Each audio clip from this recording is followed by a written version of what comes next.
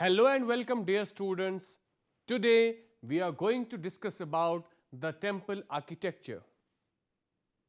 In this lecture, we will try to deal with the different aspects of temple architecture in India between 500 CE to 750 CE. Learning outcome. After the completion of this module, we shall be able to understand the different aspects of pre-medieval temple architecture, the evolution of temple architecture and their culmination into the beautiful temples under different dynasties like Guptas, Chalukyas, Pallavas and Pandyas. Dear students, let's start with the introduction. The remains at Banwali, Haryana reveal an apsidal structure of around 2500 BCE made of mud bricks with fire altars. However, it is difficult to say whether it was closed structure with walls, roof, entrance, etc. It's assumed to be an open structure of the Vedic fire altar type. One of the earliest texts, Sulva Sutra, mentions about the architecture of ritualistic open-air sacrificial platforms or altars only used for fire-related rituals and not regular temples. When the traditions and symbols of worship, objects of worship are combined together, that gave birth to the concept of house of God, in which lies the origin of temple. This phenomenon seems to have developed in India only after 700 BCE, at the beginning of the Mahajanapada period.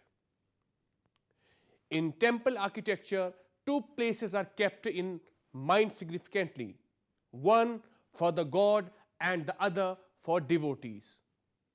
The place for the image of God is called Garbhagriha, which means the womb of the mother, which is the only place untouched by the atmospheric pollution, hence the purest of all and sacred. The space for devotees is called Mandapa, located in front of the Garbhagriha. This concept was adopted in the 4th-5th century CE. The temple is the most visible place of worship for Hindus. The ruins of the foundations of the first Hindu temples on the Indian subcontinent date from the late century BC. The 3rd century BC Vishnu temple at Vidisha, which is present-day Madhya Pradesh, Shiva and Vishnu temples at Dhangwada, that's in the Maharashtra, and the 2nd century BC Shiva temple at Gudimalam in Andhra Pradesh are among them. The period between 300 and 600 AD under the Gupta dynasty is notable in Hindu temple construction because the surviving shrines are quite complete, with numerous of them located in central and northern India. Temple layouts grew exceedingly ornate during the post-Gupta period, approximately 600 to 750 AD. This period saw the birth of three unique temple building styles, that's Nagara, Dravida and Visara. The diversity in temple styles emerged as a result of geography and chronology, not religious ties. The temple walls were also ornately decorated with reliefs representing deities and mythological themes. In India, temples can be recognized on the basis of their regions, forms and features. The North Indian or Nagara style temple architecture has the most significant feature of curvilinear tower, as its superstructure, also known as shikhara, is four-sided, square or along with a pointed finial at its top. Another style of temple with different forms and features is seen in south and is known as Dravida style. Here the superstructure is stepped vimana of 6 or 8 sides with a round stupa, well-fashioned boulder at its top. The Visara style of temple are the combination of both Nagara and Dravida. Its superstructure is bell-shaped. The Nagara temple is cruciform in design and has a square plan with several projections in the middle of the east side. The elevation of the temple is indicated by a conical or curved shikhra. The gavaksha, which is typically capped with an amlaka, is one of numerous layers of motifs that make up the shikhara. The remaining temple ruins show that even though the Nagara style's constituent components may be seen as early as the 6th century AD, the style had fully developed by the 8th century. Dravida, as the name suggests, refer to the Dravidian or southern fashion. It has a special connection to the region between the Krishna and Kaveri rivers. The Dravida Vimana has a pyramidal tower with gradually fewer floors that rises to a narrow pinnacle and is finally topped with a tiny dome-shaped stupika or shikhara. The square Garbhagriha is enclosed in a mandapa. Access to the Dravida temple complex is provided via large gopurams. Visara, a hybrid style that blends components of the Nagara and Dravida style, is literally translated as mule. The region between the Vindhyas and the Krishna river is known for this fashion. Clear instances of the Visara style as opposed to those of Nagara and Dravida style first appeared in 750 AD. Prior to it, monuments in the Deccan were constructed in strictly northern and southern architectural styles, beginning with the early Western Chalukyas. In addition, some temples were constructed with traits that defy conventional categorization and combine elements of both northern and southern styles. Therefore, these temples are a part of the Deccan style as a whole. It is possible that the Visara form mentioned in manuscripts is included in the Deccan style. Dear students, let's now talk about the Gupta temples. The Gupta Empire reached its greatest extent in the 5th century AD, spanning from the Deccan Plateau in the south to the Arabian Sea in the north, from the foothills of Himalayas in the north of the Bay of Bengal in the east. A widely united genre of temples arose within this vast region, which included various cultural zones and is conveniently referred to as the Gupta style. Gupta Empire and Gupta culture was established by Shrigupta in CE 320. His successor followed his ideologies and enhanced it greatly. One astonishing fact about the reign of Guptas is that the temples of all the religions flourished simultaneously and there was no clash among them. The period of Gupta art is known as the period of Indian classical art.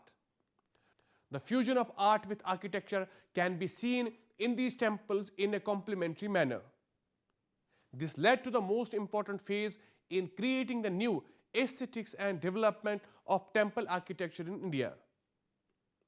Thereafter, there was the evolution in art and architecture of temples that suited to the climatic conditions of the region. This reign produced Sthapatis or architects who were interested in experimenting with the architecture and produce marvels. Construction of the Gupta temples was done by using dry stone masonry in the desired shape and form. There was no use of mortar. The technique of tenon and groove method was used in joining the stones. One block of stone tenon was inserted in the hole in which the hole was created. Some examples of famous Gupta temples in stones are temple number 17 at Sanchi, the Kankali Devi temple at Tigawa, Parvati temple at Nachna Kuthara, the Shiv temple at Bhumara, the Dasavatara temple at Devgarh, and the brick temple at Bitargaon. In this period, a basic plan for temples emerged out of which became the standard of the temples in India. The second phase of the Gupta temple, dating from the second half of the 5th century, is distinguished by a Jagati and superstructure development, particularly a roofed pradakshina around the Garbhagriha. On the facade, sculptures or friezes were added. The so-called Parvati temple at Nachna Kuthara and the Shiva temple at Bhumara are two examples of this period. The oldest surviving example of a Sandhara temple is the Parvati temple in Madhya Pradesh. It is a two-story structure supported by a plinth. The shrine's entryway, which faces west, is one of the greatest instances of Gupta ornamentation. The presence of a shikhara rising over the Garbhagriha distinguishes the third stage of Gupta temple architecture. This era of temples are enormous, with superstructures occasionally reaching heights of 50 feet. This can be observed, for instance, in the late 5th century stone temple at Devgarh and the brick temple at Bitargaon, built in the middle of the century. The Uttar Pradesh temple of Bitargaon is unique in a number of ways. It has the earliest example of an arch in India. One of the oldest representations of the Nagara style is found in its Tri-Ratna plan Shikhara. The Shikharas were divided into three vertical portions in a Triratha plan, with the central section projecting forward and the flanking sections retreating. The temple also represents the completion of the tradition of using terracotta plaques to decorate temple walls. One of the earliest Panchayatana temples is the Vishnu temple at Devgarh, Madhya Pradesh, also known as Das Avatar temple. The 40 feet tall curvilinear shikhara of the central shrine's existing structure predates the creation of the traditional Nagara shikhara. The gateway to the central shrine is intricately carved, and there are projections on the other three sides. Dear students, let's talk about Vakataka temples. Temple ruins from the Vakataka dynasty have been discovered in Maharashtra at Mandhal, Ramteg, Ponar and Nagara. The temple remnants of Mandhal, which have been dated to 300 to 600 AD based on stratigraphical evidence, are the earliest instances of Vakataka architecture. These shrines indicate the transition from brick to stone construction. As a result, brick surfaces are countered by the use of stone for pillars and walls in part. Pilasters and narrow niches are frequently used to embellish the walls. While all Mandal temples share the attribute of resting on a platform with basic moldings, there are two types of superstructures. One kind includes a Garbhagriha and a Mandapa, which are sometimes preceded by a flight of steps. Another kind is a shrine on an oblong platform that is accessible via flights of steps from the lateral sides. An ablution tank was frequently present. Between the end of Gupta dynasty and the emergence of the Pallavas as builders of the great structural temples, regional rulers such as the Maitrakas in Gujarat, Pandu Vamshis in Chhattisgarh and Rashtrakutas in the Deccan vigorously pursued the temple building program.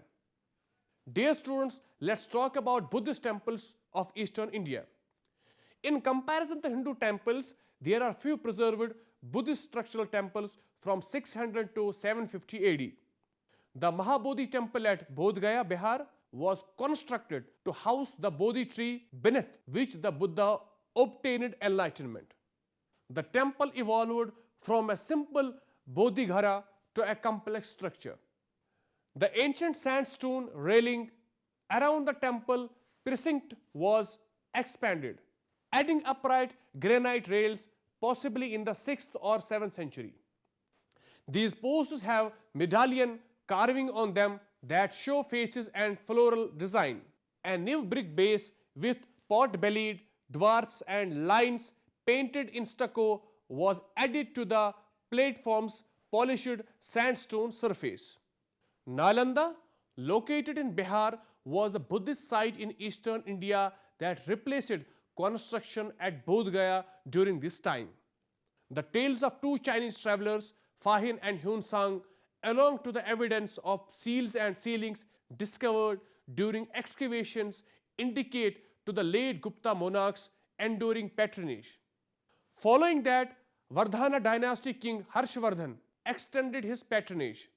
The Nalanda Mahavihara despite having a long history, reached its apogee in the 7th century when two of its most significant monuments were constructed. The Jagat is sometimes referred as Pathar Gati of the temple at Site 12 was one.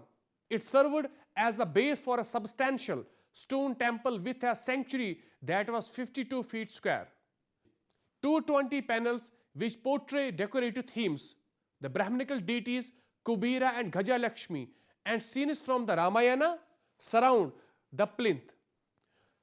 The identification of the shrine's sectarian affiliation as Buddhist has been made more difficult by the lack of any Buddhist deities on the panel. Dear students, let's now talk about the Kailasha temple at Ellora. Krishna I of the Rashtrakuta dynasty, who ruled between 757 to 783 CE, oversaw the construction of the massive and intricately carved Kailasha temple complex at Ellora. The largest rock-cut monument in India, this one represents the pinnacle of South Asian rock construction. The temple is distinctive since it is rock-cut replica of the architectural temple. The Dravida temple, a gatehouse and a pavilion make up the complex's three distinct units. The three components are connected by two rock-cut bridges, but each is also reachable on its own. Dear students, let's talk about Pallava temple. Between the 6th and the 9th century AD, the Pallava dynasty ruled over Andhra Pradesh and northern Tamil Nadu. There are four unique types of granite monuments at Mamalapuram, a preeminent Pallava cultural center in Tamil Nadu, two of which are pertinent to our subject. The first is rock-cut monolithic shrine made of single granite boulder, while the second are structural temples erected by piling stone upon stone. Dear students, let's now talk about Rathas at Mamalapuram. At the southernmost point of Mamalapuram, there are 5 rock-cut shrines. They are now referred to as Rathas, and 4 of them bear the names of the Mahabharata's 5 Pandava heroes. Of the 5, 4 show various architectural types. One of the earliest examples of a Dravida temple is the Arjuna Ratha.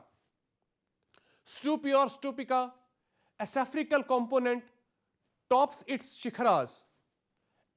At the corner of its lower level, stupas are replicated in miniature.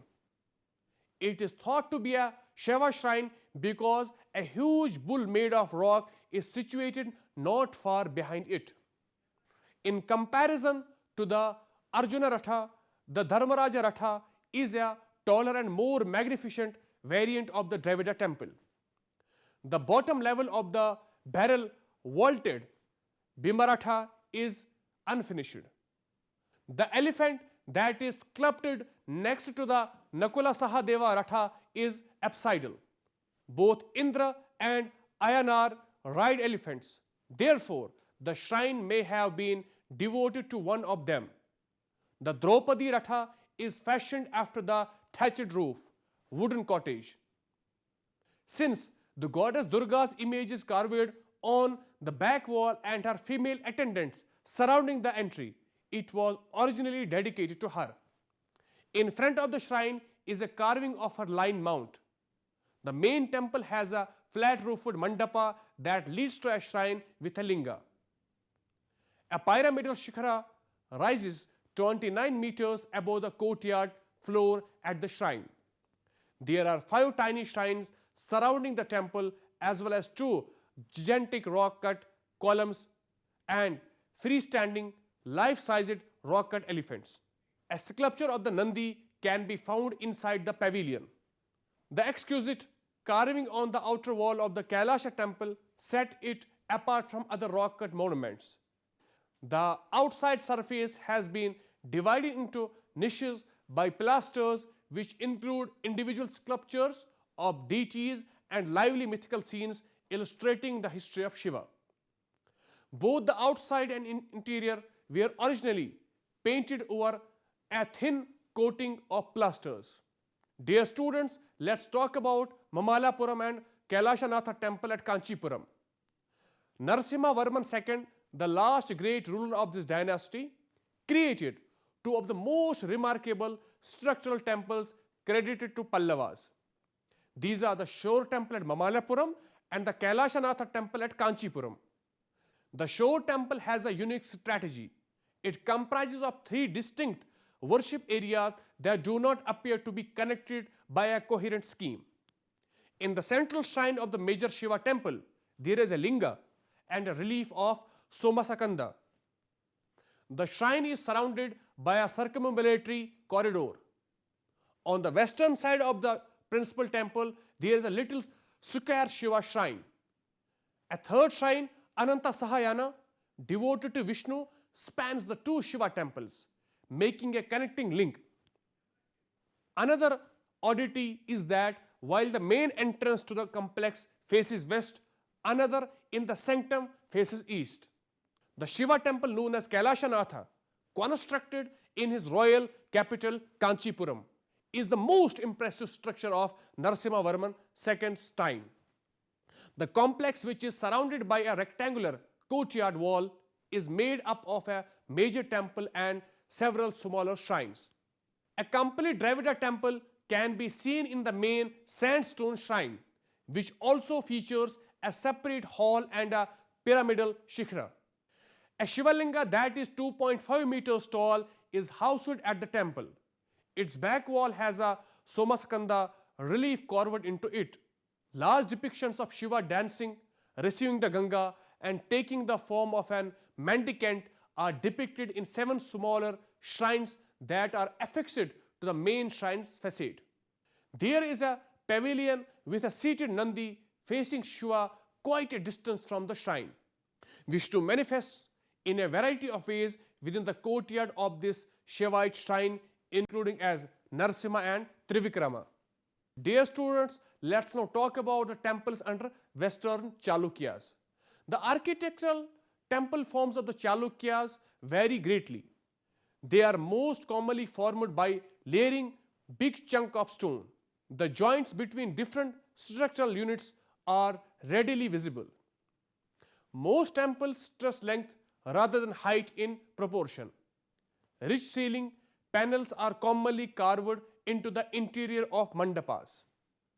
The walls of larger temples are adorned with Vayala designs, as well as various floral and figural motifs. The Chalukyan pillars are square, hefty, and lack a base. They are adorned with Yakshinis, Ganga, and Yamuna river deities, Mithunas, and other figures. Overall, sculptural embellishment has a significantly bigger impact on how the temple fulfills its program than it did in Gupta and shortly post-Gupta monuments. Aihole and Patadakal in Karnataka were the principal temple locations. The Aihole Patadakal complex is unique since it contains temples in each of the 3 architectural eras. Dear students, let's talk about Durga temple at Aihole. One of the most mysterious temples in the Chalukyan style is the apsidal Durga temple at Aihole. It was constructed between 725 and 730 AD under the rule of Vijayaditya, a Chalukyan ruler. One of the earliest instances of the Visara style can be seen here. It is conceptually a merger of the Nagara Shikhara and the Dravida Mandapa. The temple has a characteristic pillared Pradakshina Patha that circles the shrine. The multiplicity of Hindu sculptures shown in wall niches along the Pradakshina Patha makes determining the temple's cultic ties challenging. Because there is a picture of Aditya above the entrance, this was most likely an Aditya temple. A gateway inscription also refers to it as the Aditya temple. Dear students, let's now talk about the early Orisan style. Parashurameshwara temple at Bhubaneswar. Orissa arose as a prominent center of art and architecture in the 7th century AD, giving rise to a distinct regional style. The style was influenced by the architecture of the early Western Chalukyan temples and Sirpur, which we examined earlier. The temple forms, as known from existing monuments, seem to closely follow the textual precepts. This is not always the case in other parts of the country. The Parashurameshwara temple in Bhubaneswar, built in the 7th century, is outstanding example of the temple construction tradition started by the Silohda Baba dynasty. The temple was dedicated to an acharya of the Shaiva Pashupata sect according to inscriptional evidence. The Parashurameshwara temple is divided into two sections, a Tirtha Thare Khadul and a Jagamohan before it. It is enclosed within a rectangular compound wall. The Shikhra is referred to as Dhul and the Mandapa as a Jagamohana in the lexicon of Orisan temple construction. The Dhul, known as Rekhadul, is distinctly curvilinear in Orisan temples. A huge Amalaka is perched atop the Shikhra. The Parashurameshwara Dhul's fundamental profile evolved into a hallmark of Orisan temple design.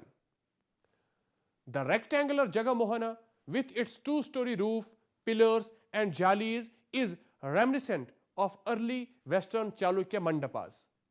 However, the double roof foreshadows the pid found in later evolved Orisan temples.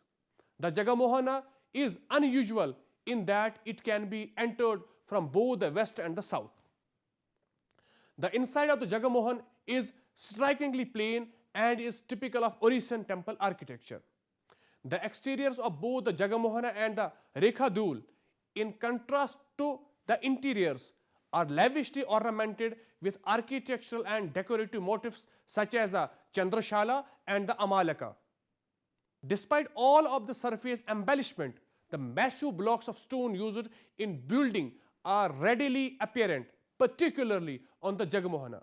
Dear students, that was all about today's lecture regarding temple architecture. Hope you have understood it well. We shall meet again with a new topic. Till then, take care of yourself and goodbye.